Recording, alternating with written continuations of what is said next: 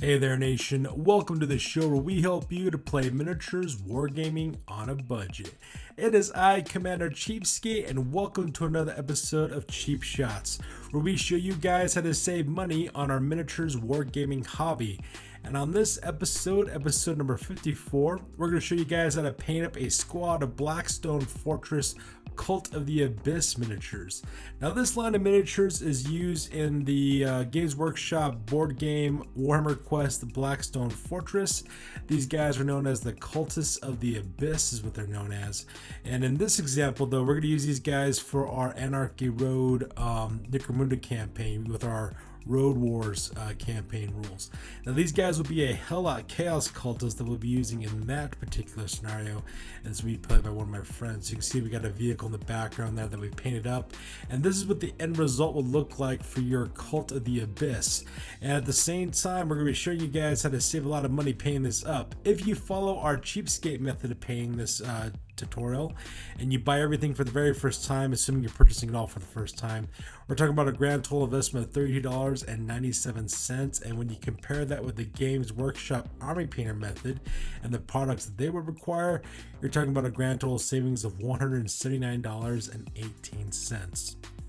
So with that being said, let's show you guys how we can quickly as well as cheaply paint up some Cultists of the Abyss. Alright, so I'm going to preface this video with a couple of things. First of all, I forgot to, I didn't necessarily forget, but when I was taking photos of some of the painting process that I was doing, some of the data on my phone got corrupted. It's because that some of the images did not save to my phone properly. They were actually kind of fuzzy and kind of glitched out. So because of that, some parts of the slide will be missing, and for those parts I'm missing, I'll just show you guys and talk about that here in a second. So you can see right here, this image here shows a lot of these miniatures being partially completed. Unfortunately, the priming as well as flesh painting portions of my photos didn't make it, so I'm going to talk about that real quick. So first thing you do, of course, is to prime your miniatures. You need to prime them all in Rust-Oleum flat white primer in case of the white spray paint on these guys and not give that away.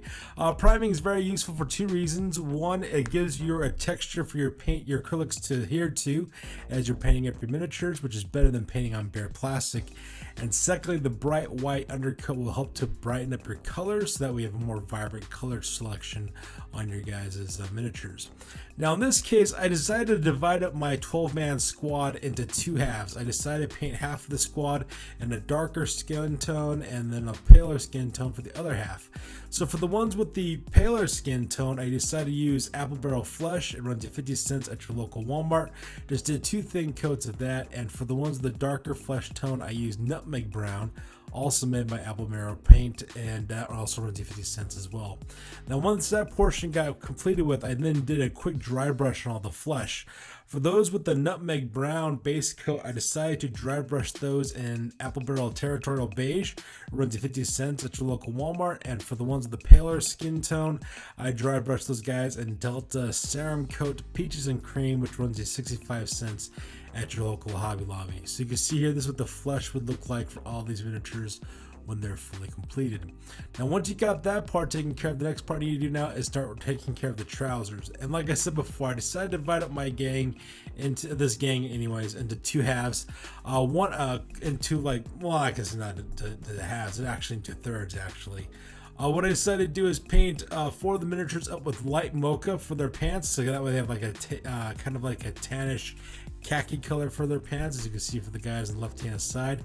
I use Apple Barrel's light mocha, runs you 50 cents at your local Walmart. For four of the guys, which are right there in the middle of the table there, as you can see there, I painted those guys' trousers in Skyline, which is made by Folk Art, runs you 75 cents at your local Walmart.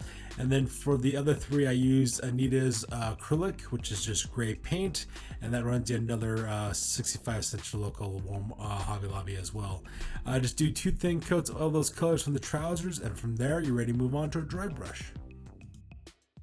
Alright, so up next we did a dry brush real quick on the trousers. Now for the ones that are done in that light mocha color, I decided to dry brush in antique white. It's made by Apple Barrel Paint, runs you 50 cents at your local Walmart. And for the ones that I did in the Skyline as well as the Anita's Gray, I used Pale Gray by Folk Art, runs you 75 cents at your local Hobby Lobby. Just did a quick dry brush on those miniatures. And when you do your dry brushing, it's always a good idea to do your dry brushing very lightly, because it's always easier to add more dry brushing to your miniatures to brighten it up. It is very, very difficult, however, to take it back once it's done. So because of that, dry brushing is really important. What dry brushing does is it catches the highlights of your miniature, putting highlights in your miniature as well as for the raised surfaces, while leaving that darker color in the recesses as well. It gives some three-dimensionality to your miniatures, what looks really, really cool. So once you're done with that dry brushing, you're ready to move on with some more base coats. Alright, so for the next step, this next step we're going to be doing is focusing a little bit on the grenades. A lot of these miniatures are carrying frag grenades. For that, I picked out 2 thin coats of Holly Branch. It's made by Apple Barrel Paint. Runs at 50 cents to local Walmart. Just pick 2 thin coats of that. And for the shirts as well as the mantles on some of these miniatures, I decided to pick those guys out in this kind of pale purplish color. It's called Wisteria. It's made by Serum Coat, Delta Serum Coat. It's called Wisteria, is the name of the color. It's a nice pale purple color. Just put 2 thin layers of that purple color on the shirts, as you can see on some of these Cultists. I have some of the old 40k Cultists from the Dark Vengeance box set that I kind of did some conversion work on as well. And then I did that for some of the shirts for the guys from the Cult of the Abyss as well. So just put 2 thin layers of that and you're ready to move on. So now that we're done base coating, the next thing you do now, of course, is a dry brush. For all the frag grenades, I decided to pick that out in lime sherbet. So you can see they could bring out the little pineapple looking motif done on each of the frag grenades. And for the shirts that we painted in Wisteria, I just did a quick dry brushing with some Lilac Mist by Apple Barrel Paint. Now both these paints can be found at your local Walmart and they cost you about 50 cents. Alright, so now that we're done with that part, the next thing to work on now are the tabards. So as you can see here, a lot of these guys are wearing robes. They're also wearing jackets. Some of them are wearing dusters and trench coats.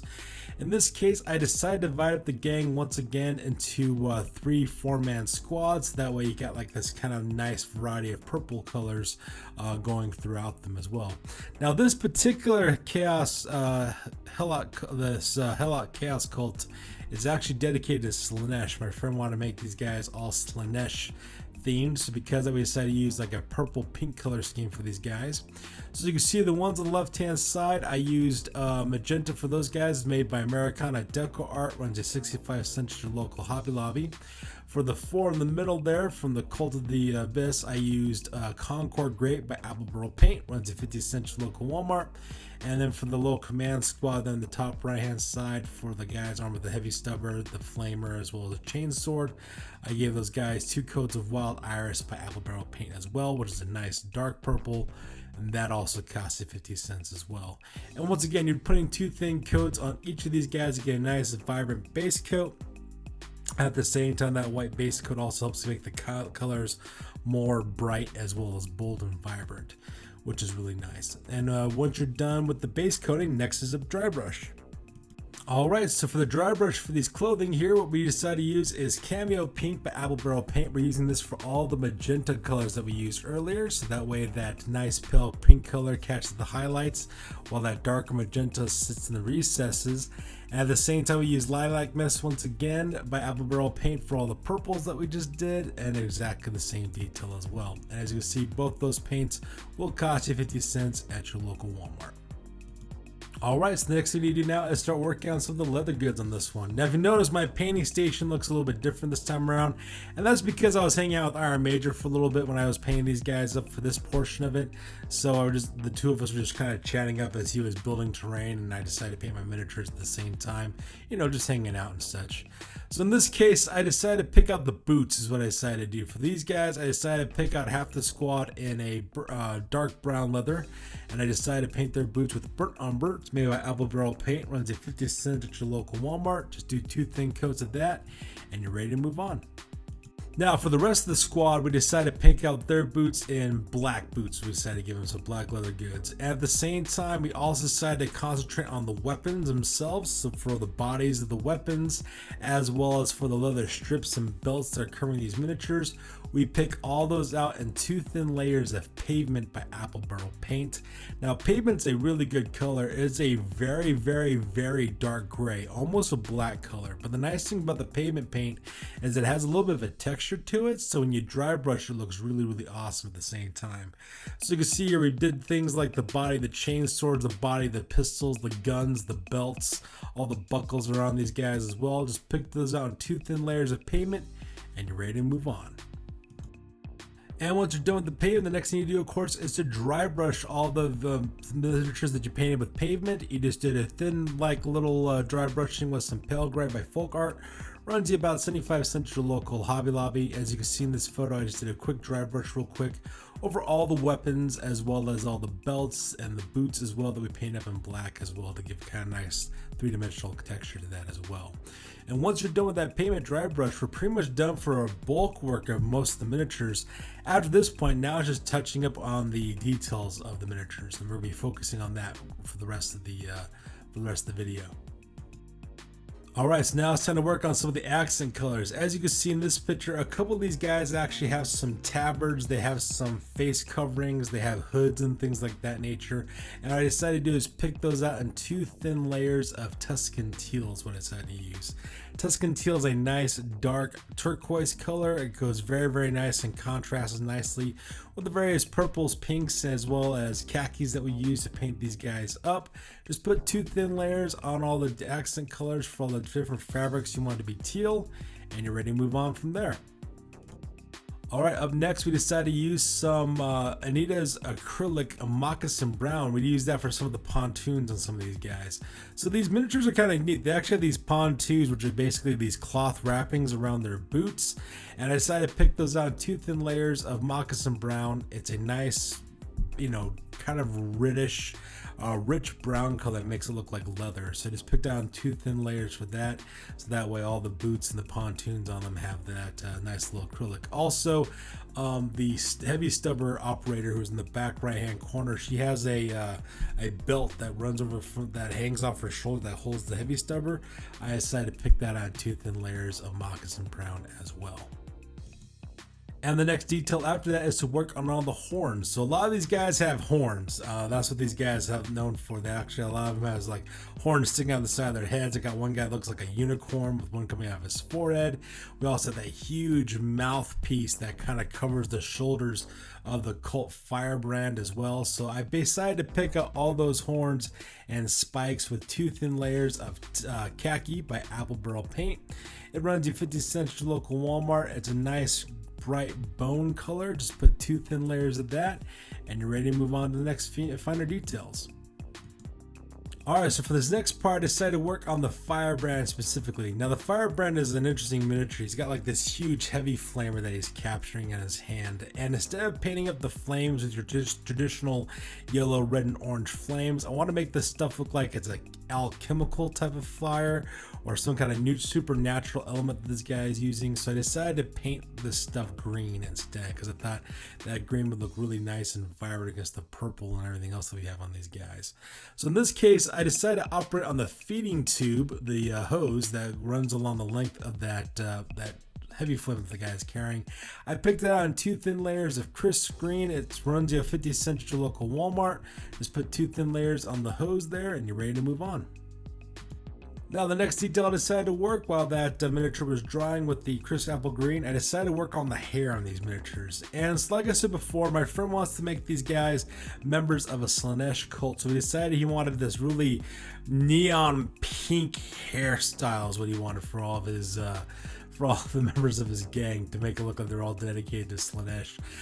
Basically, I kid you not, he was inspired by My Little Pony is what he was basically inspired by. So he asked me if I would paint that up for him. I said no problem. The reason why is because of the guy in the top left-hand corner there, the front left-hand corner there. He's actually got the head of a Hellstrider that we took from that we converted over. We cut off the original head of the Chaos Cultist, and we put that head of that Hellstrider on there.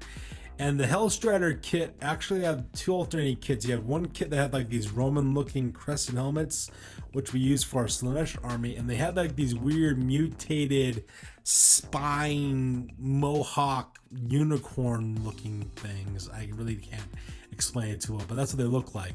So that's what we did. We replaced one of his heads with that thing, and it looked kind of ridiculous, but my friend was like, hey man, he looks like a unicorn. We should make these things look like My Little Ponies, is what he basically decided to do. So, you know, I decided to do that for him. So in this case, we picked out all the ponytails, the top knots of the hair with two thin layers of Diva Pink. It's made by Apple Barrel Paint. It's a very, very, very bright neon pink.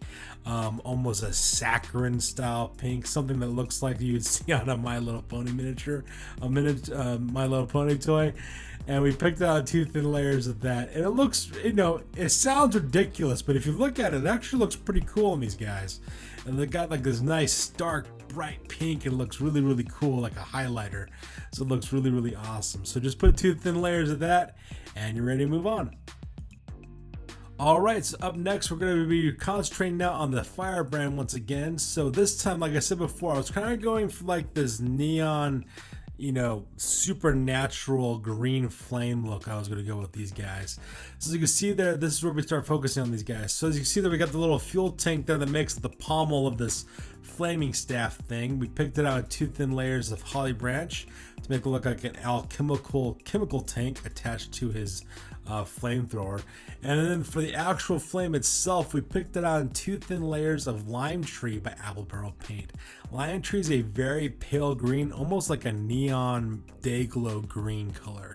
It looks really, really sick, and especially when you compare that with the purple and teal and blue paint job that we did for these guys. It just looks really, really vibrant. It looks alchemical as well as supernatural, and it just looks all kinds of awesome as well. Now, one of the great things about painting with your friends, of course, is that painting with a group of friends is like the greatest thing ever, because you get to paint with your friends, you get to shoot the breeze and talk and goof around and, you know, just have a good time hanging out together. However, when you're painting with your friends, though, and you're taking photographs for a painting tutorial, you might forget to take pictures of the painting process as you're doing it, because you're having much of a good time hanging out with your friends instead of taking photos. So I forgot to take a photo of the phase where I paint up all the metallics on these miniatures, so I do apologize for that. So let's go and talk about what we did first. The very first color I actually used was gold, is what I decided to use. I used pure gold by Folk Art. Runs at 75 cents at your local Hobby Lobby. And so these are things like the Chaos Stars are each of the miniatures, some of the arm greaves that they have, as well as the pauldrons, as well as their leg greaves that they're wearing as well. Pick down two thin layers of that as well. All right, and that's what you need to do for that part. Now, when you're doing the pauldrons as well as the leg greaves, especially on the Firebrand as well as the Champion, they have like this demonic faces carved into their pauldrons. So what I decided to do was to cover the entire thing in pink paint first, and then the next color I went with the next color I used was silver. And with the silver paint, what I decided to do then was with a nice fine point brush, I then painted the dead space and all the pauldrons and the leg greaves, so that way you can see like the flaming effect as well as the demonic faces on the pauldrons that they have. So the pauldrons are all done in gold, and then I just emptied this plain armor pieces panels with just silver, so that way you can immediately see those and make it look awesome. At the same time, I use the silver along the shaft of the Firebrand's flamethrower. I use it for the blades of the chain blade, as well as the magazines and barrels for all the guns as well. And then finally, I used copper paint. Copper paint was used for the chest plates on one of the characters. She's wearing actually a chest breastplate for her. I also picked out for the tips of the flamers. Decided to pick out those tips with what you call it, that copper color. And each of these guys are also carrying what looks like a chemical grenade of some sort on the small of their backs. So I just picked that out and 2 thin layers of that as well. And I also picked out the bandolier bullets that's hanging off the heavy stubber. And once you're done with those metallic paints, you're pretty much done with this part. And the next thing we're gonna do now is an oil wash. Alright, so the next step is to do an all-over oil wash on these miniatures. Now, because it's a quick paint method, most people like to use Army Painter Strong Tone, which is a great product. It does exactly what it does as advertised, but the problem is it's expensive. It runs you $32 a can, whereas a can of Mid-Wax Polyshade and Mission Oak will do exactly the same thing and only cost you $7, which is about a fifth the price. And that's exactly what I did. I just washed these miniatures all over with the Mission Oak color. And as you can see here, this stuff goes directly into the recesses of the miniatures. Also helps to smooth out the transitions for your dry brushing. And it goes in the recesses and brings out a lot of the details, like the shape of the flames, the cording of the wrappings around their bodies, the individual bullets and the bullet casings, their strands of hair. It does a wonderful job on this part. Now, the nice thing about this miniature is what it does is that when you put that oil wash on, it will darken down the colors. So the nice part is it kind of meets those really bright, bold colors we had earlier. And at the same time, it also has polyurethane in the mix as well. So you gotta let this stuff dry as well as cure. And it takes about 24 hours. So my suggestion to you is whenever you paint, towards the end of that painting session, wash these guys, wait till the next day that you paint, and pick it right back up again. And the nice thing about that, of course, is you're gonna have this nice candy coated sheen on these guys when it's done because it's polyurethane. And if you don't like that, you could just spray it with some matte varnish, which I like to do because I like to have a matte finish on my miniatures, or you can leave the candy coating. It's entirely up to you. But the important part here is to wait 24 hours for this stuff to dry. So 24 hours later, as you can see in this photo, I'm back at my place again because I'm bringing back my miniatures to paint in my house. And the next thing you need now is start working on the bases. So in this case, as you can see there, I got my typical wood and sand and wood glue, sand and water based texture that I put on all the miniatures I usually use. And what I did is I picked out 2 thin layers of pavement, what I decided to use, which is made by Applebarrel Paint. Again, costs you 50 cents. Just put 2 thin layers on that and you're ready to move on. So the next thing you do now is a dry brush. So these guys will be fighting out in the ash waste of Necromunda, and as the name suggests, it's a wasteland full of ash and dirt for the most part. So because I'm going for like this gray ashy kind of base, so on that pavement I just dry brush it real quick with some Anita's acrylic gray color. Just do a quick heavy dry brush on that. And we follow the step one more time again with another dry brush, this time using Pale Gray by Folk Art. We used this earlier before, runs a 75 cent local Hobby Lobby, and just another dry brush on top of that just to give that nice ashy gray burnt out wasteland look on each of the bases as well. So that way it looks really, really fantastic. And the last step we took on the miniatures, of course, is to rim the bases. In this case, we use Skyline by Folk Art. It's a nice stormy grayish blue color. I use it for all of the miniatures that we use in our campaign for Necromunda, just to give you that urban kind of like city type vibe on these guys. So just put 2 thin layers of Skyline on the base on the rims, and then you're pretty much done with these miniatures. And the last step, if you want to, it's optional, is to spray with a spray varnish. I decided to do that with mine because I like a nice matte finish for both the vehicle as well as the fighters. So I just did that real quick with some Krylon matte finish. Runs at $5.99 to your local Walmart. And this is the end result of what those miniatures look like. And this is exactly the same slide we showed you guys at the beginning of the video presentation. And that's exactly what we have here. As you see, we got our awesome tabletop finish on these guys. And these guys really bring heresy as well as damnation to the crooked highways of the ash waste of Necromunda. So now that we're done talking about exactly how we paint these guys up using our Cheapskate method, what we're doing now is talk about exactly what you need to buy from Citadel and Army Painter to paint up your miniatures exactly the same way we did, and talk about the cost savings associated with that. So that being said, let's get that portion on a roll. Alright, so this is the shopping list that Army Painter and Citadel products would be used in order to paint up this way. First of all, you need to buy a can of Corax White Spray to primary miniature, runs you $17 for that. Next, for the darker skin tone, you'll need to use Bugman's Glow as well as Cadian Flesh Tone for lighter skin tones. All those run you $4.55 as well. Next, you need to dry brush the Bugman's Glow with Baylor Brown and Flayed One Flesh for the Cadian Flesh Tone, and both those run you $4.55. For the pants, you'll need to buy Slanesh Gray as well as Rust Gray and Wraithbone. All three pots run you $4.55 for the pants and trousers. And then, of course, you need to dry brush those, of course, with Ulthuan Gray. And, you know, that also costs you $4.55 for that step as well. Now, for all the greens that we use for this one, you'll need to buy a pot of Caliban Green. And for the shirts of all the fighters, you need to buy Demonite Hide. Runs you $4.55 for those. And of course, to do the dry brushing for those, you need to buy a Sabarite Green as well as the Kala Lilac, and both those run you $4.55 for those. Now, for the robes and the jackets and the things that the characters are wearing, you'll need to buy Pink Horde, Genestealer Purple, as well as Nagaroth Knight. All three of those colors run you $4.55 for those, and you'll need to dry brush those with Emperor's Children, runs you $4.55 for that color as well. Now, for all the brown leather goods that we use, you need to buy a pot of Wildwood, runs you $7.80 for that. And for all the leather straps, the guns, and the black boots, you'll need to use Eshin Gray, runs you $4.55 for those as well. And then after that, of course, for the accent colors for the fabrics and the hoods, you'll need to buy Thunderhawk Blue, which is $4.55 for all that teal colored fabric that we have. And then after that, of course, what you need to start working on are the details. You'll need to buy a pot of XV88, which is $4.55 for all the brown leather goods. Morghast Bone for all the bone details, as well as Hellion Green for the flamethrower details as well. Those run you $4.55 for those. And then for the hair, you need to buy a pot of Emperor's Children, which will run you $4.55. Now, for that otherworldly neon glowing flame effect that we did, you need to buy a pot of Mortarion Green Clear, runs you $7.80 for those. And then for the metallics, you'll need to buy Lead Belcher for the silver, Retributor Armor for the gold, and Screaming Bell for the copper. All those run you $7.80 for those, for each individual one of those.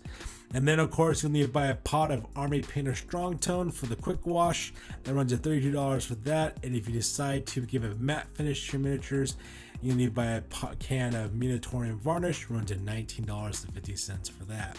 Now, assuming you buy everything on this shopping list for the very first time, you're talking about a grand total investment of $212.15 in order to paint these guys up using Army Painter as well as Citadel products. Now, when you combine that with the Cheapskate method, which runs us $32.97, and you subtract the two, we're talking about a grand total savings of $179.18.